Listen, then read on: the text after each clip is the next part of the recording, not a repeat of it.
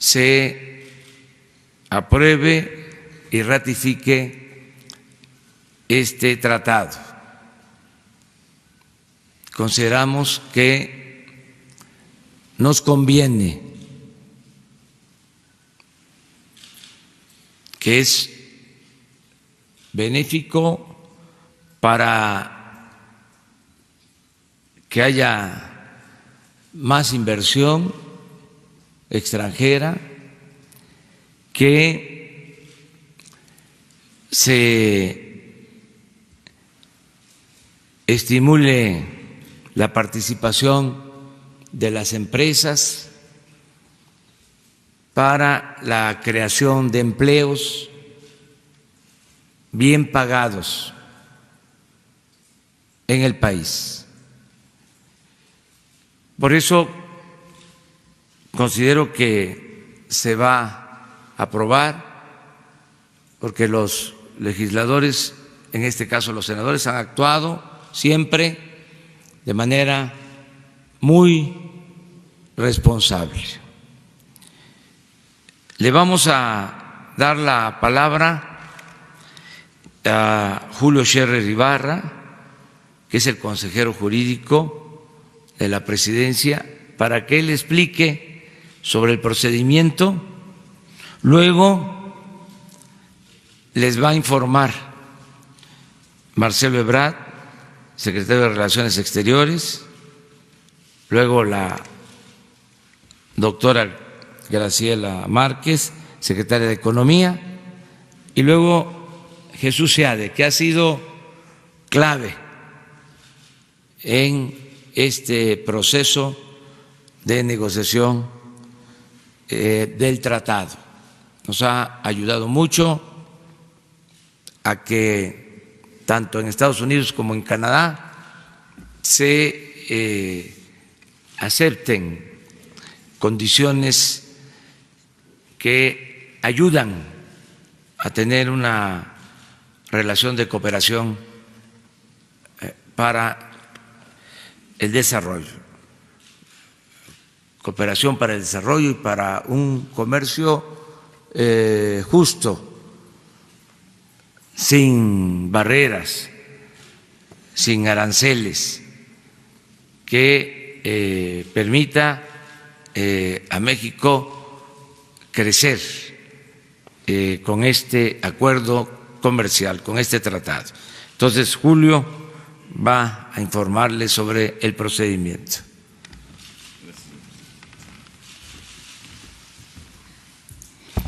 Muy buenos días.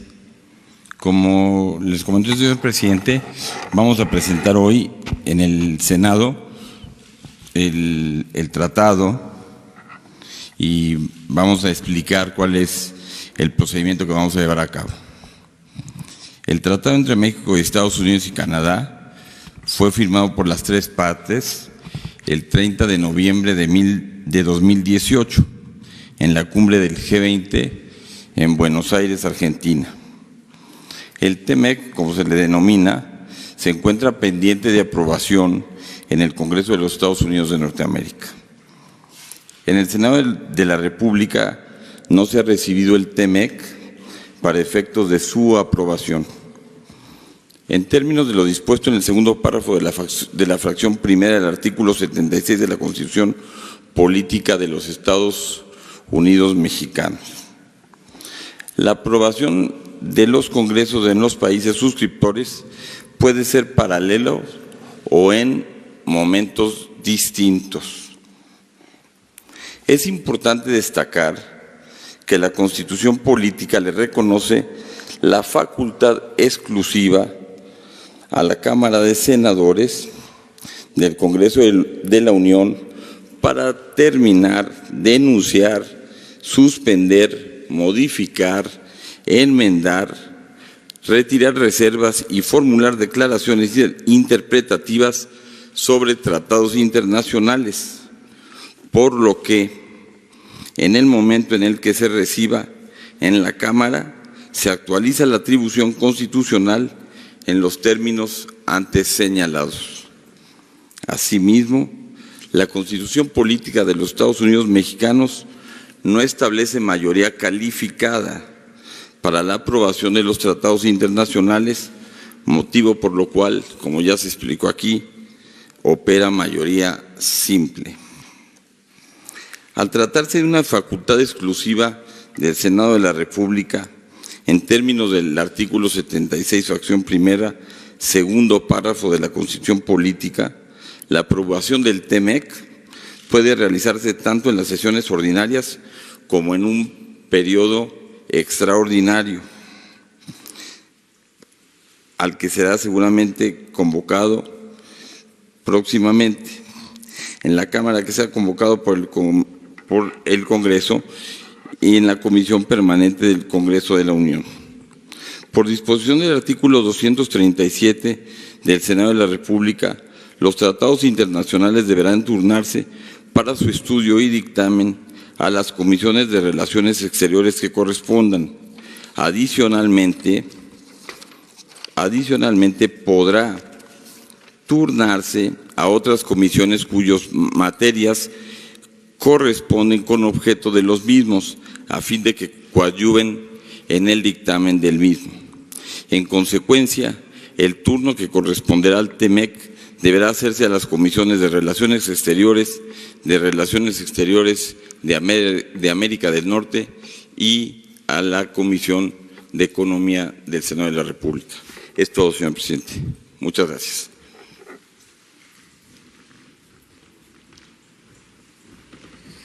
Con su permiso, señor presidente, estimada y estimados colegas, señoras y señores de los medios de comunicación, se toma la decisión, como aquí ya se informó por parte del titular del Ejecutivo, de iniciar el proceso de ratificación en México, ante el Senado de la República, del Tratado México, Estados Unidos, Canadá. Este proceso de ratificación es ratificación, es decir, es sí o no. Va a tener las modalidades que la Constitución marca en el artículo 76 constitucional y han sido ya superados, como es de su conocimiento, los obstáculos que impedían que esto iniciase, especialmente las disposiciones que Estados Unidos tomó respecto a la denominada 232 en cuanto al acero y el aluminio. Una vez resuelto esto, México inicia su proceso. Los tres países tenemos procesos distintos en curso y con esta decisión que toma el presidente de la República, nosotros estaremos el día de hoy ante el Senado de la República para entregar los textos completos, el protocolo correspondiente, para que puedan iniciar, cuando así lo determinen, el proceso de discusión y, en su caso, de ratificación. Muchas gracias.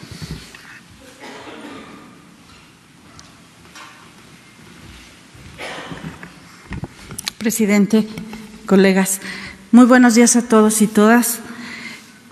Tengo el gusto de participarles, como ya se ha anticipado acá, que el día de hoy estaremos entregando en el Senado el texto, el protocolo y el reporte del Tratado México, Estados Unidos y Canadá. Así se da el último paso a un proceso de modernización del tratado comercial que Estados Unidos, México y Canadá firmaron en 1994. Este proceso de modernización de ese tratado inició en 2017. A partir de agosto del año pasado, nuestro gobierno decidió acompañar el último tramo de la negociación del tratado. El 30 de noviembre se firmó el protocolo dando por concluidas las negociaciones. De entonces a la fecha hemos actualizado algunos procesos, algunos temas importantes del cual se hablará posteriormente, pero hoy lo importante a señalar es este último paso que damos en la ratificación, para la ratificación que hará la Cámara de Senadores. ¿Por qué es importante este tratado y por qué la ratificación nos abre una nueva perspectiva en la relación con nuestros dos socios de América Latina. En primer lugar, porque el nuevo tratado abrirá espacios para la inversión y el comercio, beneficiando a la actividad productiva del país.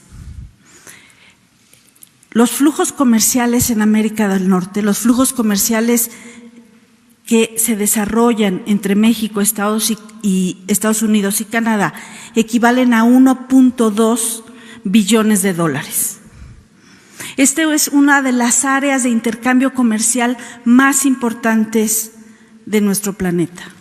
Y por eso es tan importante que nosotros demos el paso de mantener un tratado comercial en América del Norte para garantizar que en México se creen más y mejores empleos, que se beneficie la actividad productiva, que los inversionistas tengan certidumbre y certeza en el momento de invertir en nuestro país, que las inversiones lleguen a nuestro país para producir bienes para el mercado interno y bienes para el mercado de América del Norte, en donde encontrarán ventajas al no haber barreras arancelarias.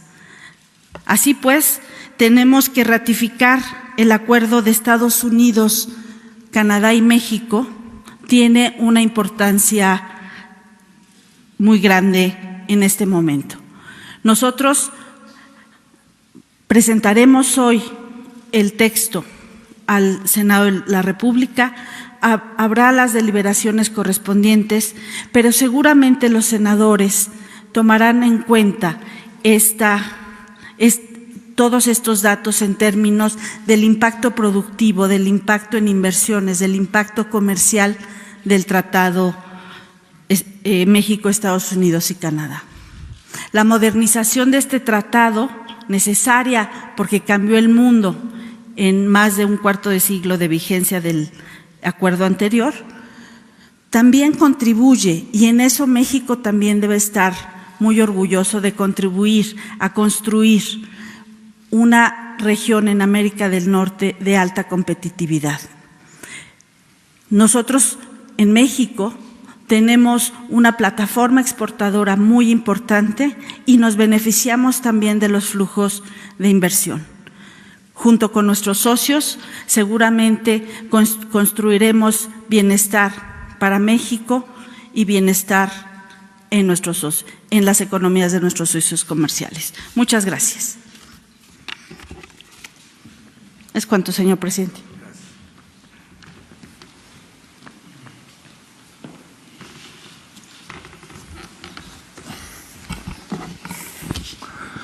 Muchas gracias, señor presidente, colegas, estimadas amigos y amigas de la prensa y otros que estén presentes. Yo lo que quiero agregar es nada más un par de palabras sobre la pregunta importante en este momento: ¿por qué hoy? ¿No? ¿Por qué ahora se da este paso? Bueno, pues siendo un poco frívolo, no dejo de notar, y no es que yo lo haya escuchado del presidente, pero observo que hoy se cumplen 6 meses de que se firmó aquel tratado, firmado por el gobierno anterior, pero al cual el entonces presidente electo brindó todo su apoyo, corrigiendo lo que hubiera de ser corregido, y se corrigió en forma totalmente satisfactoria para nosotros y ayudando en forma sustantiva a que saliera. Y se firma hace 6 meses. Entonces, pues parecería ser buen momento. Pero más importante, más específicamente, yo pondría a su consideración 3 factores, 3 metas cruciales que tenían que cumplirse antes de llegar a esta, de la ratificación. La primera ya tiene 1 mes exactamente de haberse cumplido, pero se las recuerdo, era la reforma laboral, todo el conjunto de cambios legislativos muy importantes, históricamente importantes, que metimos, que reflejaban tanto un compromiso que adoptamos, y con mucho gusto, en el contexto del tratado con Estados Unidos y con Canadá, como un compromiso político de décadas del señor presidente y de todos los que estamos con él en este gobierno. Entonces, se pasa la reforma laboral hace un mes, que era un requerimiento total para poder llegar a esta fase. Segundo lugar, como ya se mencionó, el problema también muy acucioso, muy complicado del acero. Nosotros en un momento dado dijimos, no se debe firmar allá en noviembre el tratado, el borrador del tratado, sin resolver lo del acero. No se hizo, no se pudo, se han pasado meses, pero era una condición total que México había expresado repetidas veces y Canadá por su lado también. Afortunadamente, ya muy recientemente se pudo resolver eso y es otro obstáculo que se supera y que nos permite pasar a la etapa definitiva. Y tercer lugar, bueno, pues hemos estado en contacto estrecho con los ejecutivos, los negociadores, los ejecutivos de los dos países socios, de Canadá y de Estados Unidos. En los tres países son distintos procedimientos, pero siempre, en todos los casos, el elemento común es que la ratificación la realiza el legislativo, que tiene una personalidad soberana, pero los ejecutivos, bueno, son los que negocian, son los que preparan y son los que en un momento dado lanzan a la ratificación el proceso.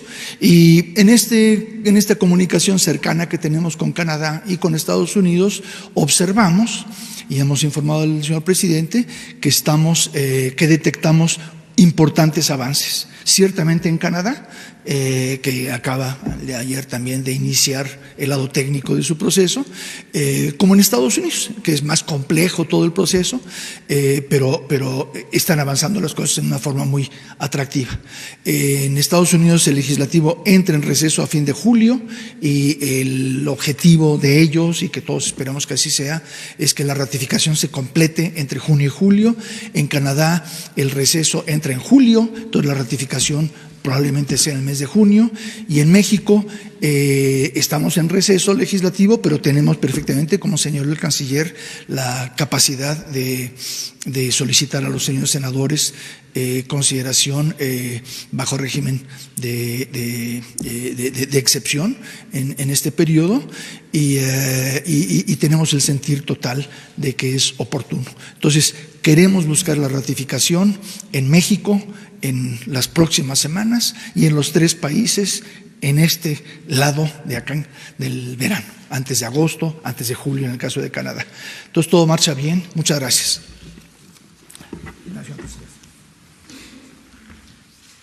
Bueno, pues esa es la información. Hoy se entrega la documentación al Senado para que se inicie el proceso de ratificación del tratado.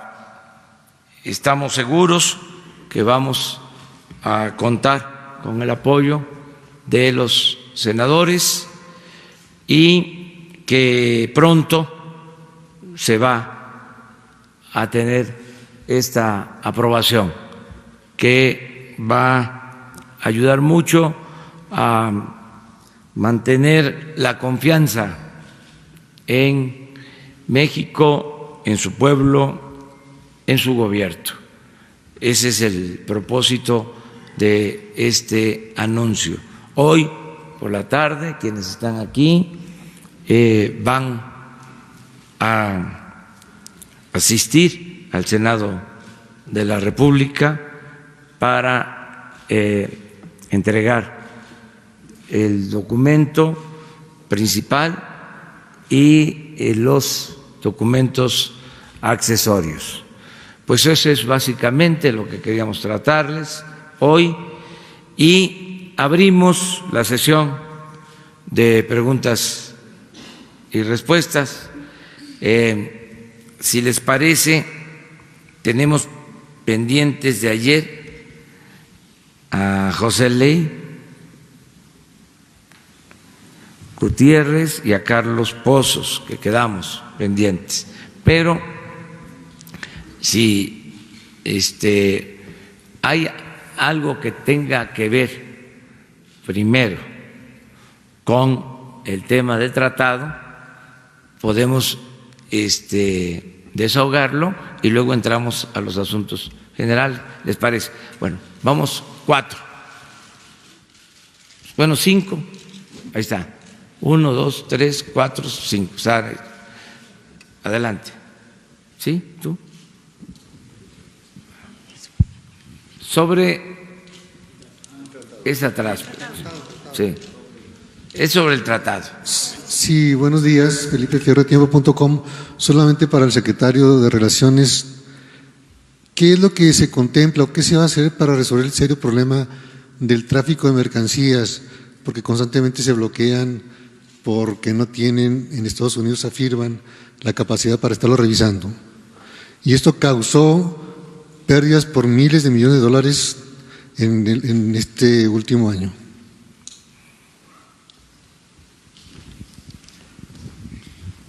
Sí, con mucho gusto.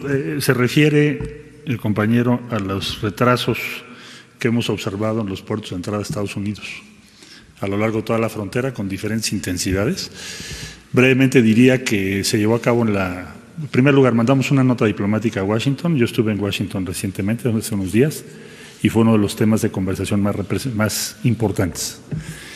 Se hizo una evaluación del impacto económico y se realizó reunión 22 y 23 de mayo, acaba de ser, en la Cancillería, fue la sede, porque hay muchos temas, no es el objeto de esta conferencia, pero diría que brevemente lo que acordamos fue monitorear los tiempos y ver las decisiones que se van a tomar, que son varios capítulos. Un capítulo son inversiones que hay que hacer para ampliar los puertos o mejorar los ingresos. 2 son acuerdos con aduanas, que algunos no se han concretado, no se han materializado, que trataremos de que así se haga lo más pronto posible. Tercero, la diferenciación de su personal, porque argumentan varios problemas, uno de ellos es la atención a migrantes, etcétera. Entonces, se acordó que aumentarían el personal y estaremos presentando mensualmente cómo evoluciona este acuerdo a partir de este mes. Es decir, del 22 de mayo estaré yo informando alrededor del 22 de junio qué pasó con ese acuerdo. Los 5, ¿no? A ver. Sí, presidente, buenos días. Marco Antonio Olvera, corresponsal de Radio Latino, California. Quisiera preguntarle, yo sé que México necesita abrir sus mercados al exterior para que llegue la inversión extranjera y se generen fuentes de empleo y trabajo. Pero, ¿qué pasa con las amenazas continuas de Donald Trump, que amenaza con construir un muro y siempre está sobre esa retórica? 1 y 2, el tema de los migrantes está contemplado dentro de este tratado de libre comercio con Canadá, porque pues muchos migrantes se van porque no hay empleo y sé que hay temporadas en las que puede haber permisos temporales de 3 o 6 meses para que obviamente ingresen y regresen a sus lugares de origen. Bueno, son 2 temas importantes. Primero, lo del tratado, que es lo que ahora estamos resolviendo y espero que sea en definitiva, porque como tú lo señalas, es algo que nos conviene. Y vamos a seguir atendiendo el otro tema, que es el fenómeno migratorio. Y para eso vamos a seguir insistiendo en atender las causas, es decir, en buscar un acuerdo bilateral de cooperación para el desarrollo. Lo que hemos estado planteando, ya existe incluso un plan elaborado por la CEPAL y lo está viendo el secretario de Relaciones Exteriores, todo lo vinculado al fenómeno migratorio, pero no solo los flujos de migrantes, sino atender las causas. Ese es el enfoque que estamos dándole a este asunto. Ya pronto, seguramente Marcelo Ebrard va a informar sobre cómo vamos en este otro campo de la negociación de los acuerdos, O sea, dividiría yo en dos lo del tratado, que es lo que estamos ahora resolviendo, y lo de el tema migratorio, con el enfoque estructural, con un enfoque de fondo para que haya producción, haya empleos, haya bienestar en Centroamérica, en nuestro país, y la migración se convierta en un asunto opcional, no obligatorio, que la gente no se vea en la necesidad de emigrar por falta de oportunidades o por violencia. Entonces, ese es el otro tema. No sé si, Marcelo, sobre este último tema tengas algo que decir, un adelanto, porque acabas de regresar de Estados Unidos, y aprovecha para informarlo de… Sí, señor presidente. Se presentó muy brevemente en el tratado, que es tu pregunta, no hay un apartado respecto a esa materia. Es decir, lo que hoy se va a presentar es lo que ya se conoce, que tiene que ver con otros capítulos y otros, inversiones. México, desde el principio que se tomó contacto con la administración Trump, que fue en el proceso de transición, el presidente de la República le envió una carta invitándolo para hacer una iniciativa de desarrollo respecto a los 3 países, Guatemala, Honduras, El Salvador, e informando que el sur de México iba a recibir una inversión muy relevante. El primer acto de política exterior fue la firma con los presidentes de los países a los que hago referencia el día 1 de diciembre de una declaración política cuyo contenido esencial es preparar esa iniciativa. Se pidió a la CEPAL que lo hiciese, el lunes de la semana pasada se presentó aquí, de inmediato fui a Washington a presentarlo, me recibieron en la Casa Blanca, y de ahí también por instrucciones del presidente de la República fui a Berlín, Alemania, de donde llegué el día de ayer, a una conferencia que es una iniciativa de Alemania y por lo tanto esperamos también de la Unión Europea hacia América Latina y el Caribe, cosa que celebramos porque Alemania había estado un poco, vamos a decir, concentrada en otras partes del mundo.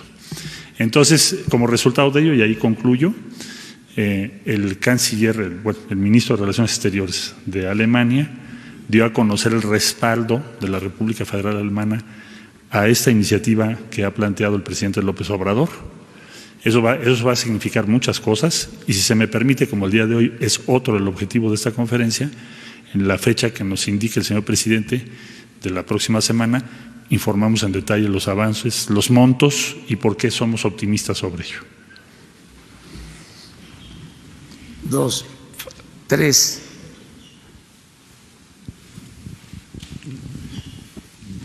Buenos días, Rocío Méndez de Noticias MBS. ¿Cuáles son las expectativas entonces, señor presidente, al respecto del crecimiento ya con la oportunidad de contar con un tratado de libre comercio después de que el Banco de México ayer aclaró que no habrá recesión desde su perspectiva, pero sí bajó las expectativas de crecimiento? Y también quisiera pedirle su opinión de que ustedes llegan, señores, a una sede que fue el día de ayer alterada en su seguridad después del ataque que sufrió la senadora Citlali Hernández. Por favor, gracias. Bueno, sobre lo primero,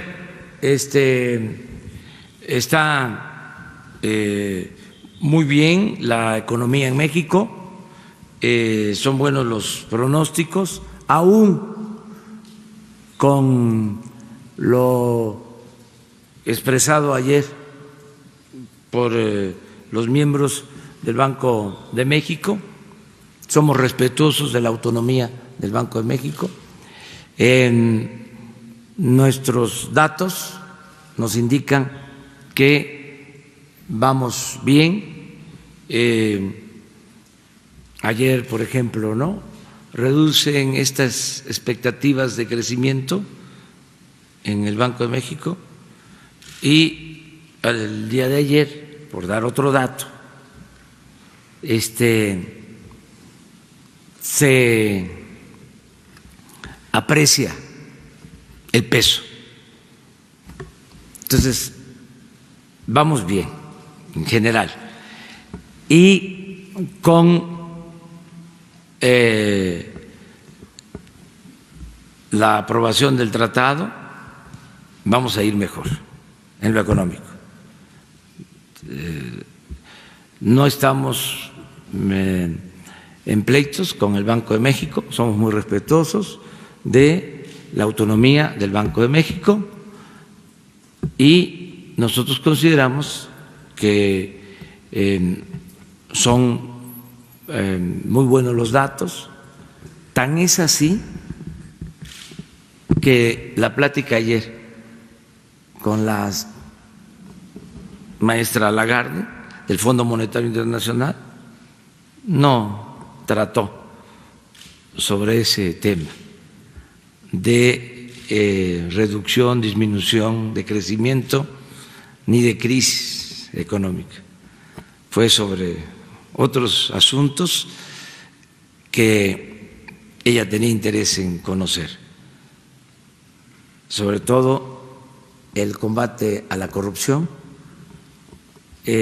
cómo se está orientando el presupuesto para atender a los pobres y la defensa y protección del medio ambiente. Fueron otros temas. Seguramente con los funcionarios de Hacienda sí trató asuntos financieros, pero nosotros estuvimos conversando más de una hora y ella manifestó su confianza en la marcha de la economía de nuestro país. Nada más para puntualizarlo, porque si no hubiese sido de esa manera, pues ella hubiese declarado otra cosa saliendo. Y si ustedes ven sus declaraciones, pues fueron favorables, yo diría objetivas. Vamos de manera que bien, adelante. Es que eso no entra para la siguiente ronda, si les parece, porque estamos sobre el tratado, aunque sí va el tratado al Senado, pero digo…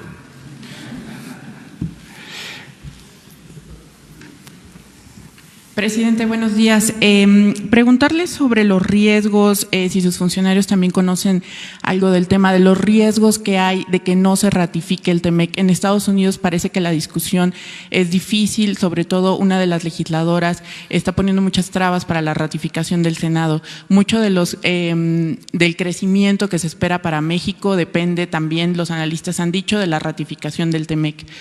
¿Ustedes ven riesgo de que se puedan abrir las negociaciones y no se ratifique el tratado, sobre todo por las discusiones que hay en Estados Unidos? Yo estoy optimista.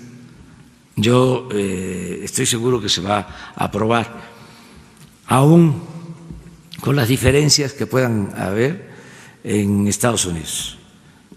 En Canadá no hay duda de que se aprueba y podrían haber algunas dificultades más de procedimiento y también de fondo en Estados Unidos. De procedimiento porque ellos tienen que elaborar del tratado una ley, lleva tiempo y significa acuerdos.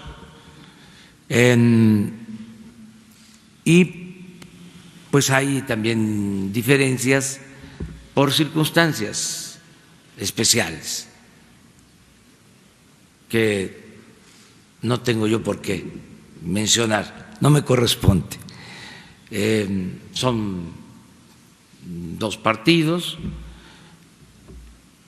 Sin embargo, nosotros hemos sentido también mucho apoyo de los actores principales, los representantes económicos, sociales, de políticos de Estados Unidos. Hay un buen ambiente, y yo apuesto a que se va a aprobar el tratado. Puedo hasta pronosticar que se va a aprobar sin dificultad y pronto se va a llegar a este acuerdo que considero conviene a Estados Unidos, conviene a Canadá y le conviene a México. Pero si no se ratificara y se abrieran de nuevo las negociaciones, ¿esto podría afectar las perspectivas No. de crecimiento, sobre todo en este escenario que mencionan del Banco de México, que ya señala 0.8 de crecimiento como un estimado? No. La verdad, estoy optimista. Se va a aprobar el tratado. No. Pueden decir que he confiado el presidente y que siempre hay que tomar precauciones y que hay que actuar de manera precavida. Pues no. En este caso, estoy seguro de que se va a aprobar el tratado. Descarto que se abra la negociación y hay condiciones inmejorables para la aprobación del tratado.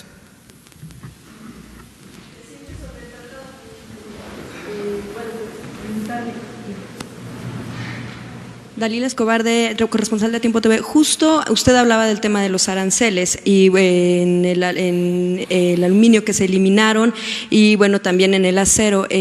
Altos Hornos, que actualmente está en una investigación y que tiene, bueno, principal sede Monclova, Coahuila, pues precisamente preguntarle si no existe un riesgo también de que sucedan este tipo de investigaciones en las que, bueno, pues se congelan las cuentas por las que podría incluso pararse la producción de una industria y, bueno, de una empresa que genera amplias aportaciones a la industria acerera del país. Preguntarle si no hay un riesgo que precisamente se esté dando en la ratificación del TEMEC aquí en México, bueno, que se envía al Senado en un contexto en el que se da este tipo de situaciones como el congelamiento de cuentas. No, todo se relaciona, o sea, todo tiene una relación, pero no es vinculatorio, es otro asunto. Por eso podemos hablar del tema en la segunda ronda, en la otra ronda. Sí, buenos días. Solo preguntarle, ¿para usted es indispensable esta ratificación del tratado para que se logre el crecimiento del 2% en este año? Es importante porque va a significar más inversión para México, más empleos, más bienestar. Sí es importante. Y preguntar si el hecho de que se presente hoy es parte de una negociación política con el gobierno de Estados Unidos, si había algún acuerdo para que se impulse en esta fecha y si hay también el compromiso del gobierno de Estados Unidos de que se impulse la ratificación allá. Es una decisión soberana, ya se iniciaron estos procesos, como aquí se dijo, en los 3 países. Nosotros decidimos comenzar este proceso hoy. Desde luego hay comunicación permanente con los encargados de este tema en Estados Unidos y en Canadá. Permanente es casi a diario. Ese es el trabajo de Jesús Seade, estar hablando y estar recibiendo información sobre sus procesos y también informando de cómo vamos nosotros. Entonces, sí existe una comunicación permanente, son muy buenas las relaciones entre los gobiernos de los 3 países. Por eso hablo de que hay condiciones inmejorables.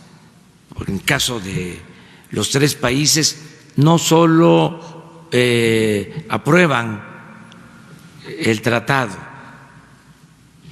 los gobiernos, hay un apoyo, un respaldo de los ciudadanos, muy claro en el caso de México. Todos los sectores.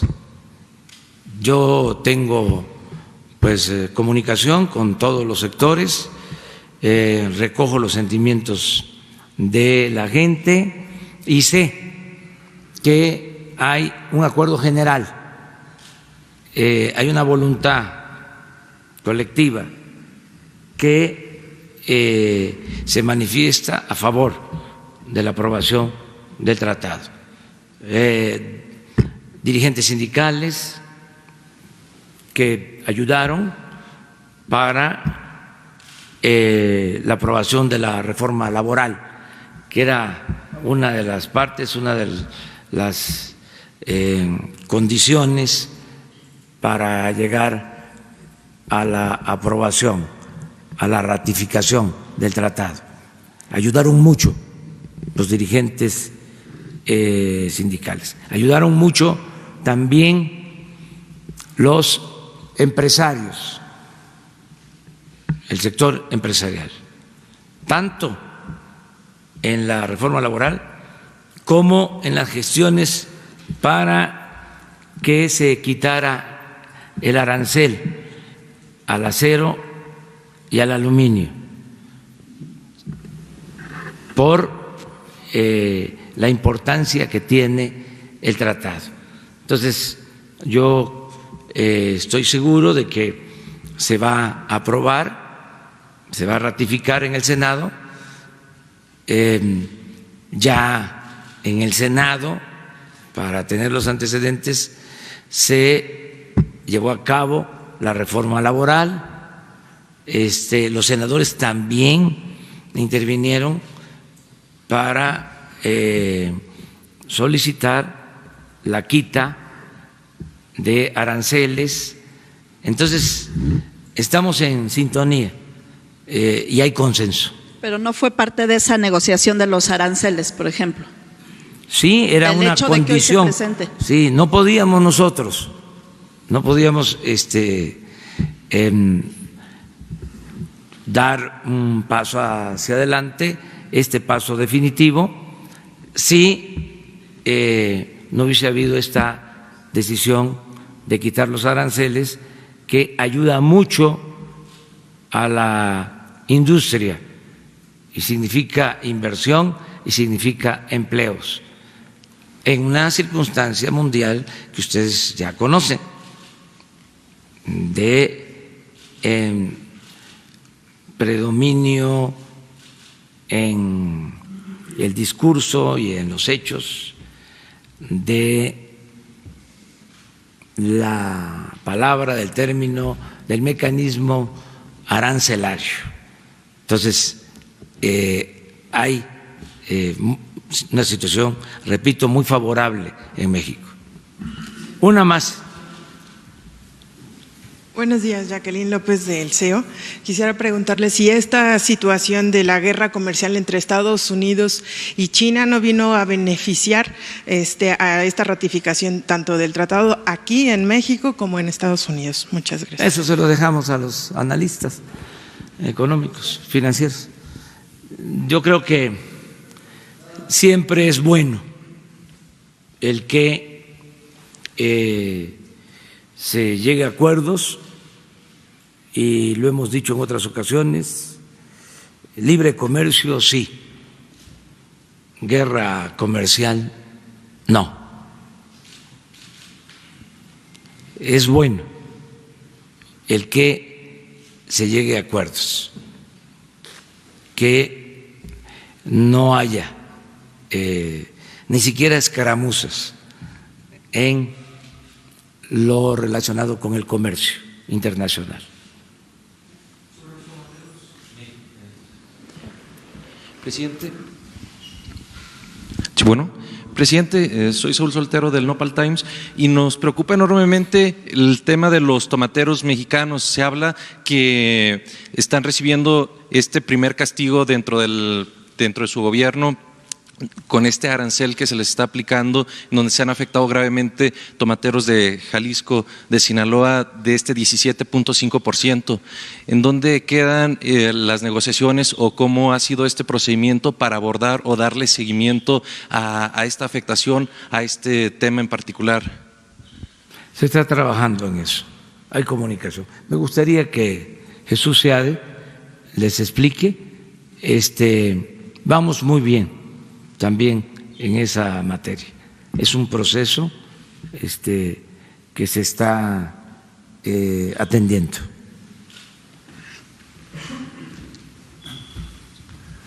Gracias, señor presidente. No, pues sin duda es un problema serio, es un sector importantísimo, más de 400,000 personas involucradas en México directamente en la recolección del tomate y cerca de 1 millón en actividades directamente relacionadas como es transporte, empacado y otras. Es algo que lamentamos mucho. Técnicamente es una negociación del gobierno con los empresarios porque es un caso de antidumping, pero es un caso de antidumping un poco especial, ¿verdad? Porque se ha extendido a todo el sector, que son circunstancias que deben manejarse en forma de excepción, y en toda excepción pues se manejan las cosas con más mesura. Entonces nosotros hemos expresado nuestra disatisfacción a las autoridades de Estados Unidos ya un par de veces y nos hemos estado reuniendo con los tomateros y esperamos encontrar una solución. Ellos han interpuesto un amparo, el equivalente al amparo en Estados Unidos, que se llama injunction, que normalmente se resuelve en un día votándolo, diciendo no procede. Y ahora se ha tardado más de una semana, quizás sea buena señal que lo están considerando muy en serio. Entonces estamos a la expectativa de ver qué sale de eso y en lo que es ya la negociación, muy en contacto con todas las partes en Estados Unidos y en México. ¿Se contempla alguna denuncia ante la OMC en caso de seguir esta medida injusta para el comercio? Sería muy temprano para eso porque el caso de dumping como tal no ha llegado a su resolución final. Tendríamos que seguirlo viendo, pero no excluimos esa posibilidad. De momento no es lo que está sobre la mesa. De momento lo que está en la mesa son dos cosas: el amparo y la negociación en la cual estamos apoyando. ¿Y hay medidas sobre la mesa restitutorias para equiparar con impuestos por un monto similar al que se está generando el perjuicio o no? Bueno, pues quizá podríamos invitarlo a que colabore con nosotros porque es un buen negociador. Es algo que no excluimos, pero todavía no estamos manejando esa opción. Sí. Gracias, presidente. Bueno, ahora sí, abrimos la ronda en general y empezamos con Joselín, de ayer. Buenos días, presidente. Jocelyn Gutiérrez, de Político.mx, para preguntarle cuál es su postura sobre los recientes ataques que han sufrido algunos legisladores de Morena. Ayer por la tarde, la senadora Citlali Hernández recibió un artefacto explosivo en su oficina. También, para ejemplificar el caso, está Pedro Carrizales El Mijis, quien ha denunciado en múltiples ocasiones que ha sido objeto de atentados contra él y su familia. Y para finalizar, pues el caso que le estoy exponiendo, también está el caso de la diputada Carmen Medel, que al inicio de la legislatura sufrió la pérdida de su hija, que fue asesinada en Veracruz. ¿Qué nos puede decir sobre eso? Y si me permite hacerle 2 preguntas más. Bueno, pues el caso del Senado se está investigando, ya tenemos un informe. Puedo decirle que está bien la senadora, que no recibió daños mayores, que sí fue un hecho el que un paquete llevaba una bomba casera de poco impacto, pero sí un artefacto para causar daño. Ya se está haciendo la investigación, está a cargo de la Fiscalía General. y se va a llegar a tener todo el conocimiento de lo que sucede, y hago un llamado pues a todos para que se evite la violencia. Nuestro movimiento en la oposición siempre se desenvolvió con el principio de la no violencia. Siempre. No rompimos un vidrio. Nosotros siempre hemos apostado a la vía pacífica.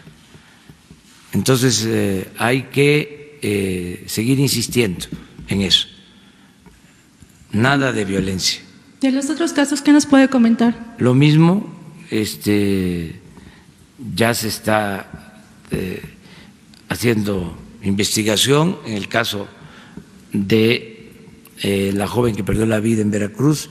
Eso corresponde al gobierno de Veracruz y ya ha informado sobre el avance en las investigaciones el gobierno de Veracruz, y vamos nosotros pues a seguir protegiendo a todos los ciudadanos. De la medidas adicionales para revisar su correspondencia, presidente, después de lo que ocurrió ayer, por ejemplo, el material que le llega a usted. Sí, pero nosotros tenemos un sistema bastante seguro en general. Miren, al presidente lo cuida la gente, y el que lucha por la justicia no tiene nada que temer. Pero esta semana no estuvo funcionando la máquina de escáner en el acceso principal de Moneda. Hay varias deficiencias de seguridad aquí. Sí, en Palacio. se van a arreglar. Por ejemplo, ayer teníamos problema de que estaban fundidos unos focos, y ahora estoy viendo que ya tenemos toda la luz. Entonces, es el mantenimiento que se tiene que dar a este sitio histórico importantísimo. Sobre la pregunta que quedó ayer pendiente, presidente, el abogado de Emilio Lozoya, exdirector de Pemex, señaló a algunos medios que en el sexenio anterior no había ninguna página que se moviera sin que Enrique Peña Nieto estuviera enterado. ¿Usted está de acuerdo con esto? ¿Ve posible que el expresidente vaya a declarar sobre el caso? Yo lo que puedo decirles es que ya nosotros cumplimos con dar a conocer este asunto a la Fiscalía General, y a ellos corresponde, a la Fiscalía, que es una institución autónoma, corresponde atender el asunto de manera integral, y también pienso que es la institución que puede informarles ampliamente. Si no lo hacen, sería por cuestiones de limitaciones legales, por el debido proceso. Pero en el caso de nosotros, consideramos que ya expresamos lo fundamental. ¿Qué es lo fundamental? Puntualizando: cero corrupción, cero impunidad, no actuar como tapaderas de nadie,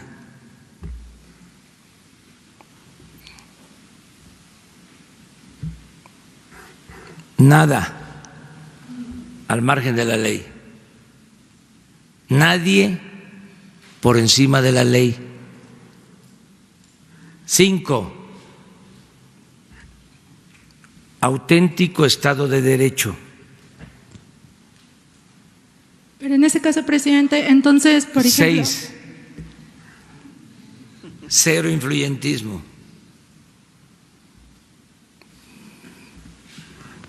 7, justicia. 8, recuperar lo robado para devolverle al pueblo lo que le pertenece. 10, 9, no persecución. 10, no es mi fuerte la venganza. Ya salió, ¿verdad? Bueno, presidente, y entonces, ultimando la pregunta sobre su reunión con Christine Lagarde, ¿cómo nos puede definir su relación con el Fondo Monetario Internacional y si le dieron alguna recomendación? Ayer la presidenta salió hablando bien de su gobierno y no sé si nos podía ultimar un poquito más, detallar un poco más. Fue más. buena la conversación, ya expliqué, nos permitió describirle cuál es la fórmula que se está aplicando. Creo que le llamó mucho la atención el que se haya decidido financiar el gasto combatiendo la corrupción y con austeridad. Esa fórmula. Se le explicó al mismo tiempo de las reformas que se han llevado a cabo con este propósito. Le expliqué de que no se consideraba delito grave la corrupción en México y que una de las reformas que se aprobaron fue precisamente la de establecer que era un delito grave la corrupción y que no se alcanzaba fianza si se cometía ese delito. Pues es que no se sabía que durante 20 años no se podía meter a la cárcel a los corruptos o no se podía meter a la cárcel a ninguna persona por hechos de corrupción porque no era delito grave. Entonces le llamó mucho la atención eso. Le platiqué de cómo estamos planteando que el presidente no tenga fuero y que pueda ser juzgado por cualquier delito y que estamos planteando lo mismo para el caso de gobernadores, diputados federales, senadores, terminar el fuero. También le interesó mucho conocer sobre el plan de austeridad, porque hay dos visiones distintas. La que predomina en el mundo, cuando se habla de austeridad siempre se piensa en despido de trabajadores, en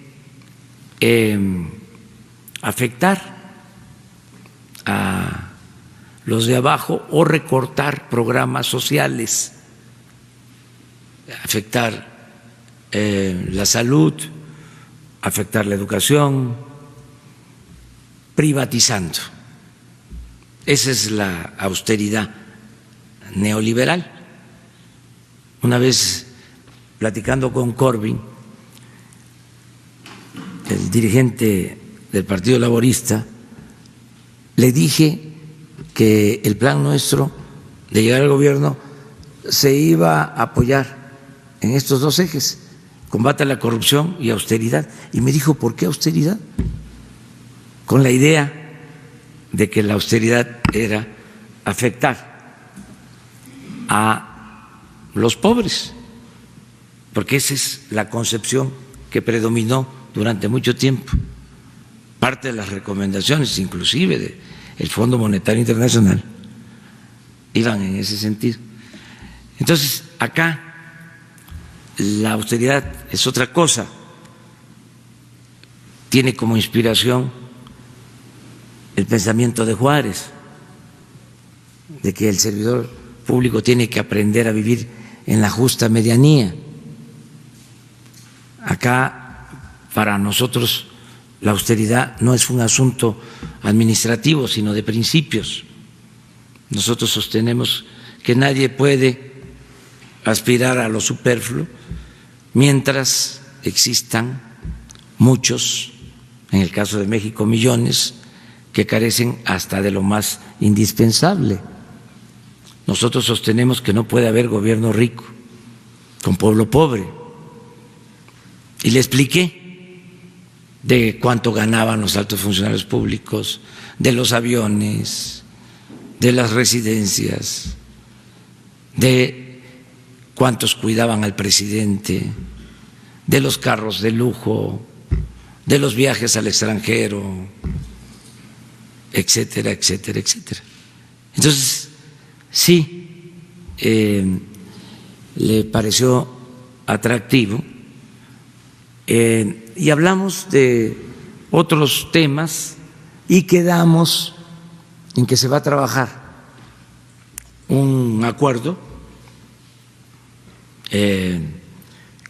con este nuevo enfoque para suscribirlo en el mediano plazo, cuando los funcionarios de Hacienda y los encargados del Fondo Monetario en México se pongan de acuerdo. Se definieron los temas. Ayer hablé un poco de eso en mi Twitter: combate a la pobreza, defensa del medio ambiente, equidad, igualdad del hombre y la mujer, igualdad de género, que es un tema importantísimo, que siempre las mujeres participen en igualdad de condiciones, y honestidad, es decir, combate a la corrupción. Son temas de otro tipo, completamente. Muchas gracias. Y sobre eso es posible, si llegamos al acuerdo, que se firme pues un documento, ya sea aquí o en Washington. ¿Para qué sería el acuerdo concretamente? Porque la relación entre el Fondo y México tendría un nuevo enfoque, sería inaugurar una etapa nueva en las relaciones. ¿No implica ningún recurso? No, es que afortunadamente estamos bien. Está sana la hacienda pública. No es para presumirles, pero tenemos reservas suficientes. No tenemos ningún problema. ¿En qué sentido sería, gracias, buenos días, presidente, nada más aclarar, ¿en qué sentido sería este nuevo enfoque con el Fondo Monetario Internacional? Porque durante su campaña usted en varias ocasiones dijo que si llegaba a la presidencia de la República no tendría una relación con el Fondo Monetario Internacional porque lo culpó de ser el responsable de recomendar malas políticas económicas a México y dijo que el Fondo Monetario era el responsable del bajo crecimiento de la pobreza e incluso de la violencia. ¿Cuál sería ahora este cambio de opinión y cuál sería entonces el nuevo enfoque con su gobierno? Gracias. Mire, yo no me acuerdo que haya dicho eso, pero aquí tengo su cita textual. A lo mejor, sí, me gustaría conocer lo que dije. Sí, manifesté de que ya la agenda no se iba a elaborar desde el extranjero, porque eso es lo que ha sucedido durante muchos años. Todo el periodo neoliberal, pues nos dictaron la agenda. Incluso los programas de desarrollo de México tenían esa orientación. Por primera vez en más de 30 años se elaboró un programa de desarrollo propio, sin esas recomendaciones, a partir de nuestra realidad. ¿Cuál era la agenda que imponían? Las llamadas reformas estructurales, reforma energética, reforma fiscal, reforma laboral, etcétera, etcétera. Ya eso no está en el plan de desarrollo. De modo que lo que estamos planteando ahora es distinto y no queremos una ruptura con el Fondo Monetario Internacional ni con ningún organismo financiero, económico, comercial, ni con ningún gobierno del mundo. Pero como país libre, soberano, pues ejercemos nuestro derecho a definir nuestras políticas. Sí, en este marco podemos coincidir, pues tenemos relaciones con todos. ¿Por qué no coincidir si el Fondo Monetario Internacional condena la corrupción? ¿Por qué no coincidir si el Fondo Monetario Internacional busca combatir la pobreza? ¿Por qué no coincidir si el Fondo Monetario Internacional apuesta al desarrollo sustentable? ¿Por qué no coincidir si el Fondo Monetario Internacional se pronuncia por la igualdad de género? En eso estamos totalmente de acuerdo, es la nueva relación. De todas maneras, me gustaría, no es un emplazamiento, ni tampoco es obligatorio, pero me gustaría saber si dije que no íbamos a tener relaciones con el Fondo Monetario Internacional. El otro día comenté algo, porque se me vino a la memoria un libro que pues yo creo que leí hace 20 años, de Krause, un libro interesante, La democracia sin adjetivos. Sí, si no 20, sí 15 años. ¿Cuándo? No, es de 85, pues entonces más. Sí, entonces me acordaba yo de que él habla ahí del AMPA del periodismo, o AMPA periodística. Se me vino, sí, en ese momento, en ese instante, a la memoria, y él dijo que no. Estoy seguro que se le olvidó, porque no iba a negar algo, ¿no? Escrito.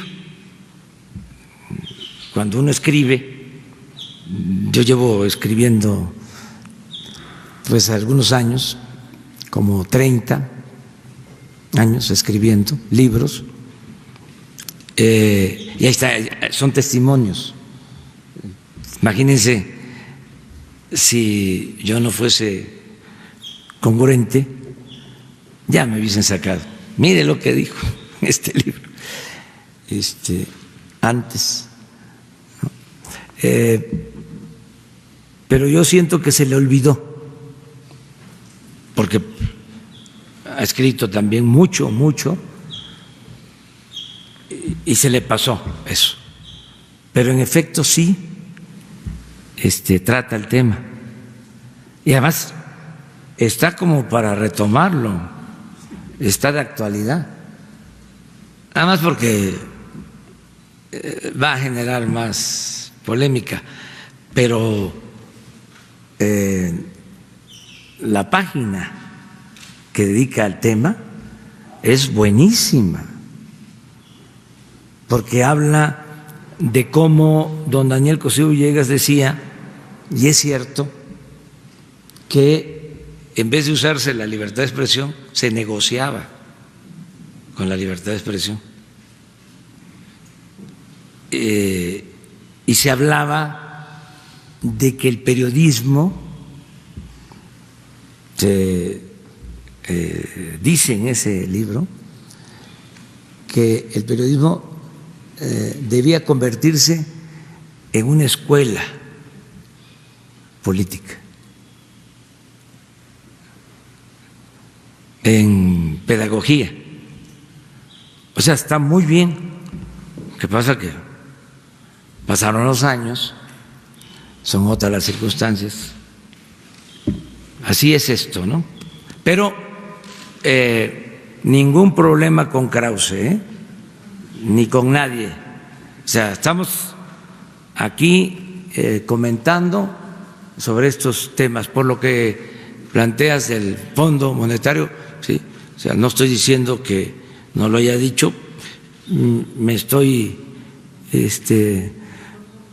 protegiendo por si las dudas, porque mande. Pero sí dijo que solapó la corrupción de México. Ah, eso sí, no, eso sí, pero que dijiste que no íbamos a tener.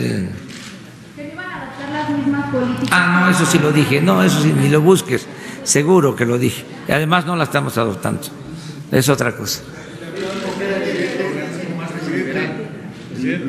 Ah, también, sí, también. También. Pero es una etapa nueva. Creo yo que estos organismos están cambiando. Esa es mi apreciación. Por las nuevas circunstancias, ya no se pueden seguir aplicando las mismas políticas de hace 20, de hace 30 años, ya. Eso fracasó. Entonces, sí hay un proceso de ajuste, de reacomodo en sus políticas y también la adopción de nuevas políticas. Yo aquí he comentado muchas veces que los tecnócratas nunca tomaron en cuenta, como ellos mismos dicen, la variable corrupción. Nunca. Y ayer sí se lo comenté a la señora Lagarde, que puede ser el modelo económico más perfecto, mejor diseñado, pero con una corrupción desatada, desproporcionada, ningún modelo funciona, por más perfecto que se haya diseñado. Es que la corrupción destruye todo, acaba todo. Entonces, yo sí tengo una explicación, pero parece como increíble que no hayan tomado en cuenta ese factor. ¿Cómo va a haber crecimiento económico con la corrupción que había en México? En ninguna parte del mundo hay crecimiento económico con niveles altos de corrupción. Es elemental. Entonces, eso no se tomaba en cuenta. Entonces era mantener equilibrios en variables macroeconómicas, de considerar que las privatizaciones eran la panacea, que había que desaparecer al Estado, también en discurso, porque en los hechos siempre utilizaron al Estado, nada más que para rescatar instituciones bancarias en quiebra y para convertir deudas privadas en deuda pública. Para eso utilizaban al Estado. Pero en el discurso era diluir al Estado, que reinara su majestad el mercado, que de esa manera se iba a resolver todo, que si llovía fuerte arriba, si le iba bien a los de arriba, iba a gotear abajo, como si la riqueza fuese contagiosa. Pero ese era el esquema, el modelo o la concepción, ¿no?, que se impuso. Ya eso ya cambió. Yo creo que ellos ya tampoco se atreven a estar diciendo esas cosas, esos sofismas. Ya se ha evolucionado. Y qué bueno, ¿no?, por el bien de todos.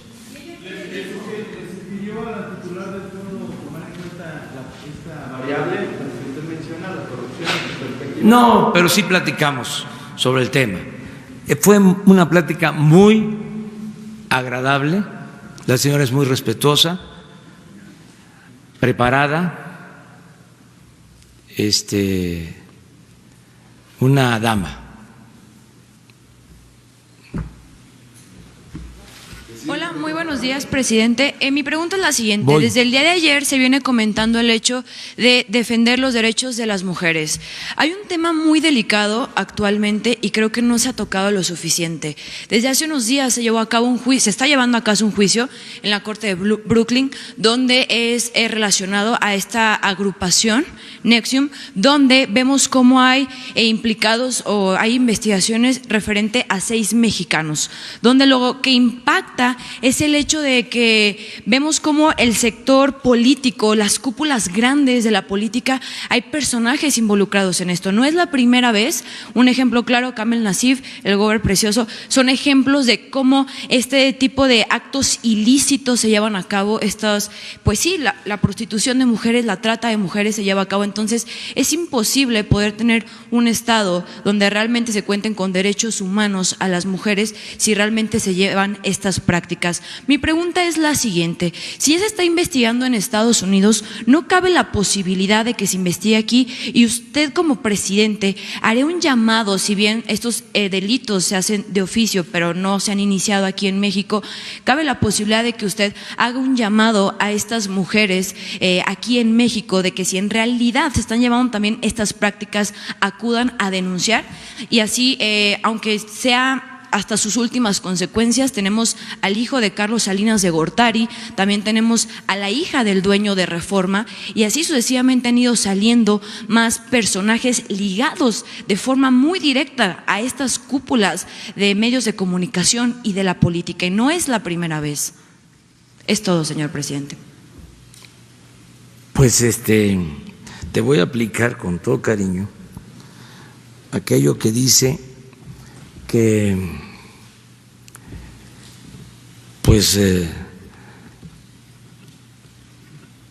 uno es dueño de su silencio.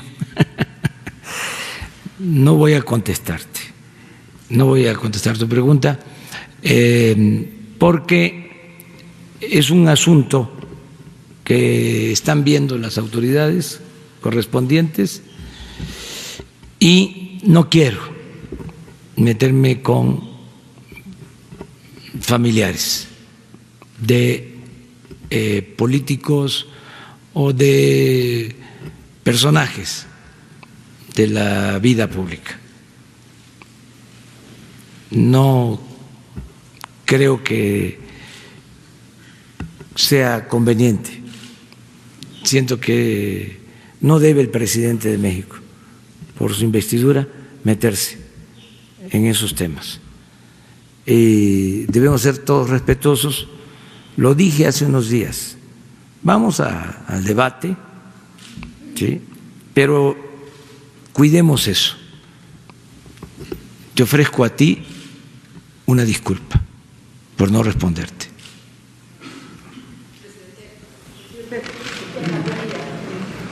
Cintia Barrera de Bloomberg News. Retomar la pregunta de la colega de MBS sobre esta estimación del Banco Central que se dio a conocer el día de ayer. En el mejor de los escenarios, la economía mexicana estaría creciendo 1.8 de acuerdo con esa última estimación.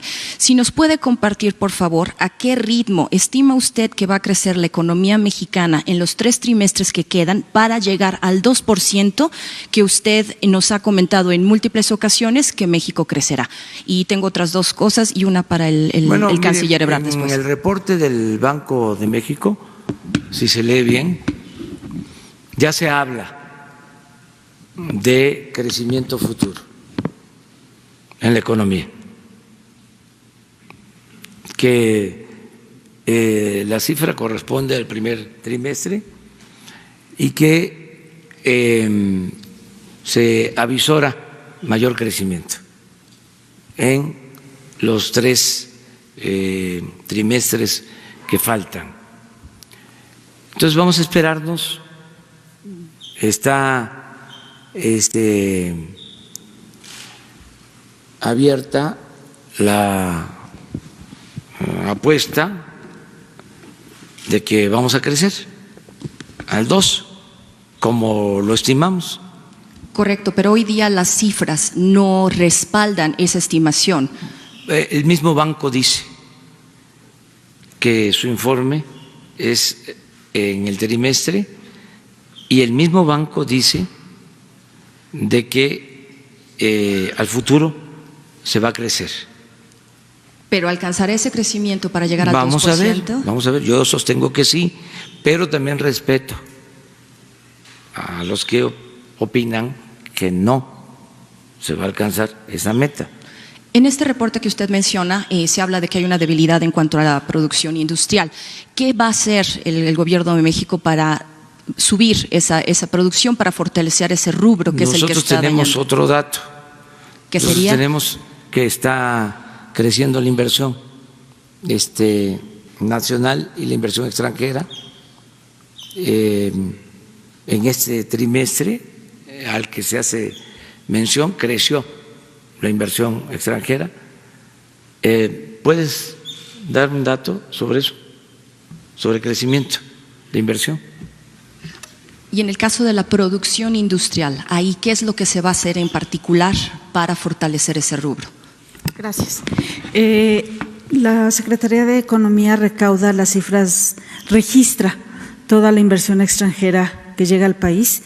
En el último registro que tenemos es un crecimiento del 7%, lo anunció aquí en este mismo lugar el señor presidente, y fue un crecimiento que se registró prácticamente en todos los sectores de la economía, y creemos, y aquí retomando un poco el tema del día de hoy, con la ratificación del Tratado de Libre Comercio, hay muchas inversiones que están a la expectativa de esta ratificación, entonces creemos que este flujo aumentará en las próximas semanas y meses.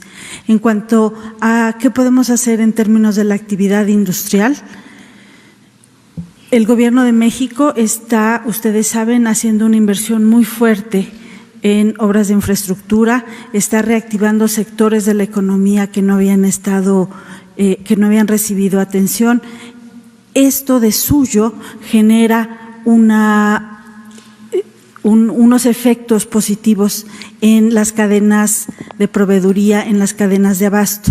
Tal es el caso, por ejemplo, de la producción de tubos y de la producción de maquinaria para la industria petrolera.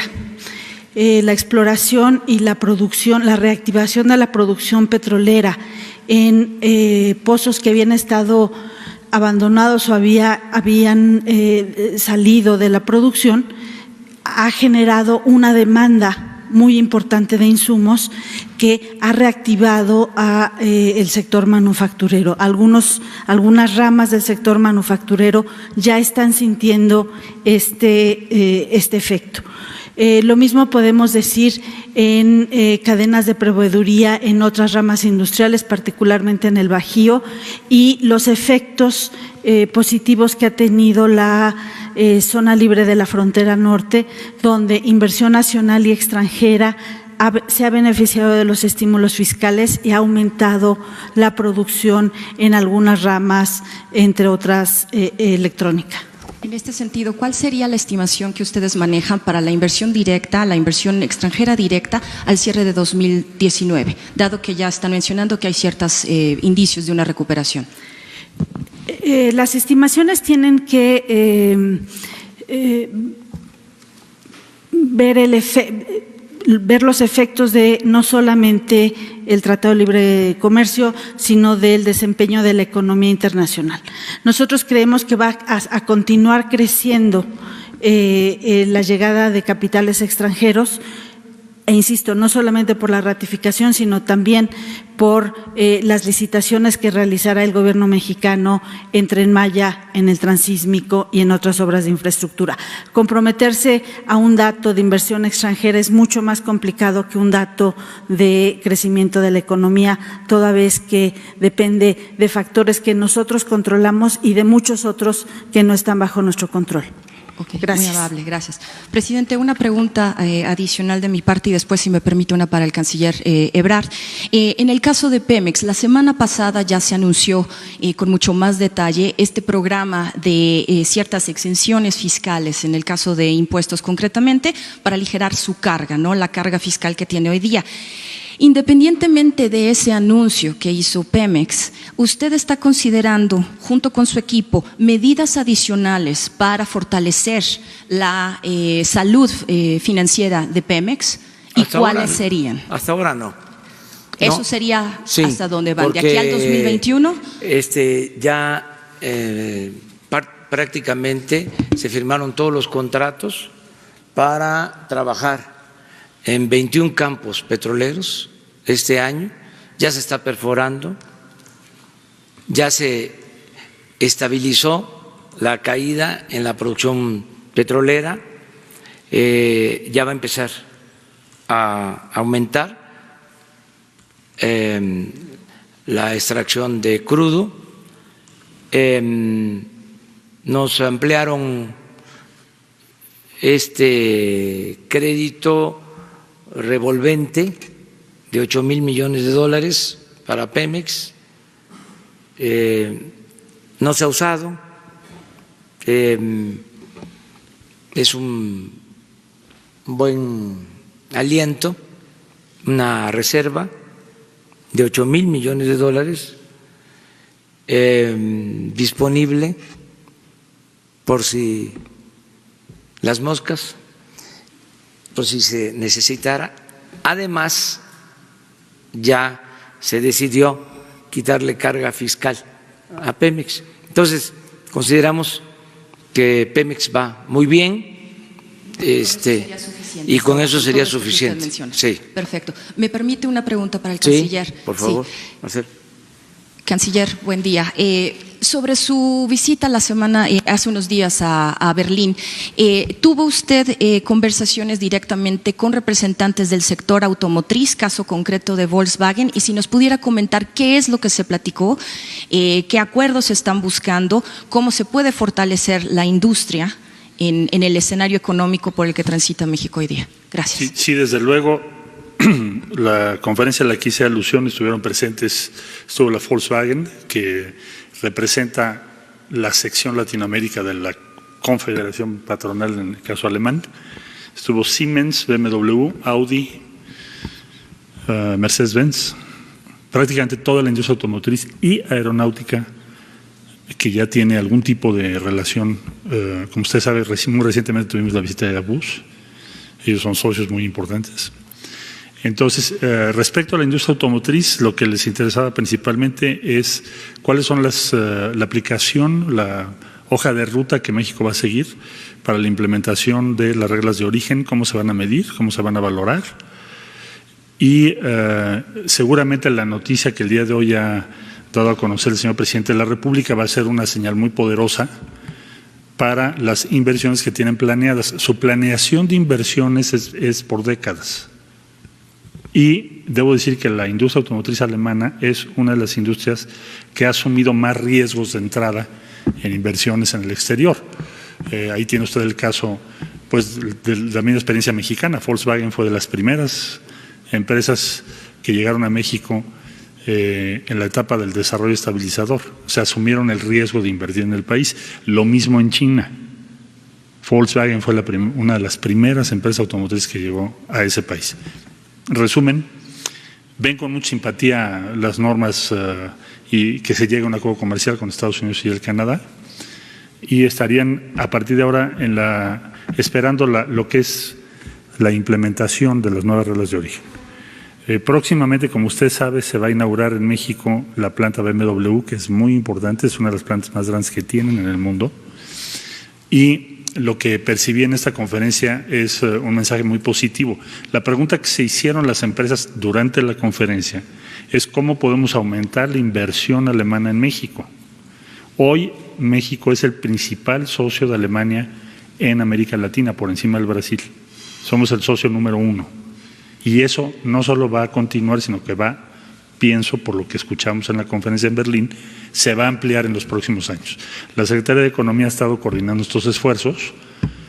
Tuvimos una reunión previa a la visita y lo que les transmití es lo que la propia Secretaría ha venido definiendo como los pasos a seguir para implementar lo que se ha convenido en el tratado, en el denominado TMEC. ¿Qué compromisos de inversión tiene en concreto ya de una, varias armadoras? Tienen, como les decía yo, su planeación es a 10 años. Entonces ellos están partiendo del supuesto de que se va a llegar a un acuerdo muy pronto este año, y lo que están viendo es cómo van a cumplir con las nuevas reglas de origen. Eso significa aumento de inversión necesariamente en la región Norteamérica, donde México tiene condiciones de competencia muy grandes. Ahora dependerá de nosotros convencerlos, persuadirlos de que esas inversiones se hagan lo más pronto posible. ¿Hay posibilidad de abrir una nueva planta armadora o de... Bueno, con la de BMW, por ejemplo, que creo que es el jueves. Sí. Sí, seguramente, y de la industria aeronáutica y aeroespacial. ¿Y ahí en ese rubro qué es lo que van a hacer? Bueno, no puedo hablar por los alemanes, pero sí le diría que en su planeación México va a seguir siendo el número 1 en América Latina. Quieren hacer una expansión de su inversión en México, y eso es lo que percibimos en la conferencia. Habló no solo la industria automotriz, también la aeroespacial, farmacéutica, ahora que estamos en el tema de medicamentos, y otros rubros. Primordialmente lo que es la digitalización o el Internet de las cosas, donde Alemania tiene un avance muy relevante. Bueno, ya nos quedamos así porque tengo precisamente una reunión con banqueros, sí, fuera del edificio.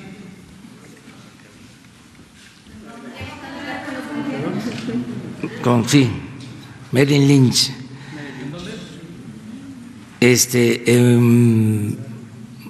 Un hotel, no recuerdo su nombre, pero sí, pues yo creo que por ahí, sí. Muy bien. Mañana usted, los tres, vamos, mañana empezamos. Vienen directivos de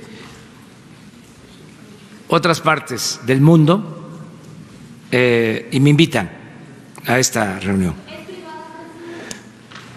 Pues ellos me invitan, yo no sé, seguramente van a informarles a ustedes, pero no depende de nosotros. Sí, ¿mande? Sí, regreso aquí, tengo otras reuniones. Pues miren, les adelanto, hoy voy a comer con gobernadores de un partido, del Partido Acción Nacional.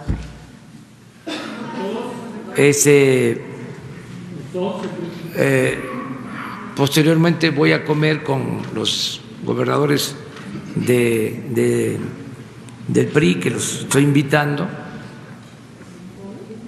Es como parte de pues las relaciones, y luego con los gobernadores de Morena. ¿Es para el acuerdo que está planteando el presidente? Es parte de eso. Hoy aquí. ¿Pero con el PAN separados? ¿O con los gobernadores que surgieron del PAN, pero ahora como gobernadores están gobernando para todos.